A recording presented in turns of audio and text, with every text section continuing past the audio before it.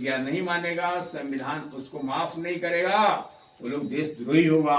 इसीलिए हम लोग भीमंग नमामि बोलते हैं। समझ में आ गया ना। इसके बाद बाबा साहब का जो शब्द है वो कहाँ से शुरू होता है, ये बात मैं आप लोगों को बताने जा रहा हूं। उसको बोलते हैं 5 उंगली की ताकत।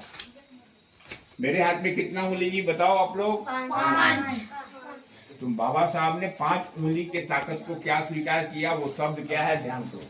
पहला उंगली है नमो तस्य भगवतो अरहतो सम्मा संबुद्धस्य। ये 5 उंगली की ताकत है। जो लोग इसको मान लेंगे वो सब कुछ कर सकते हैं। इसका मतलब क्या हुआ, ध्यान से सुनो। 5 उंगली को एक करते हैं तो मुट्ठी भर का ताकत मिलता है। ये 5 विद्याओं को जान जाओगे तो तुम्हें सब कुछ मिल जाएगा। लेकिन कैसे, ध्यान से सुनो, बच्चा बच्चा को समझ में आएगा। नमो तस्य का मतलब होता है मैं अपने आंतरिक ऊर्जा को नमस्कार करता हूँ, अपने शक्ति को स्वीकार करता हूँ।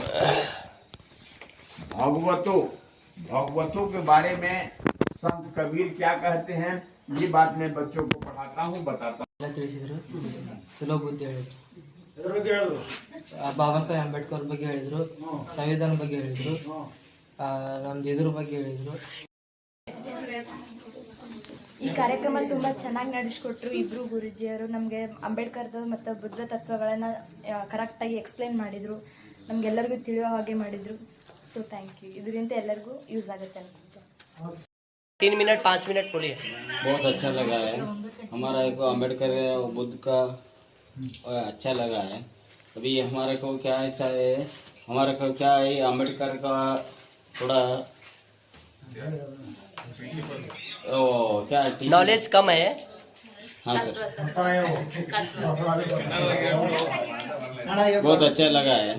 ठीक है, कन्नड़ में बोलिए थोड़ा फास्ट। कन्नड़ में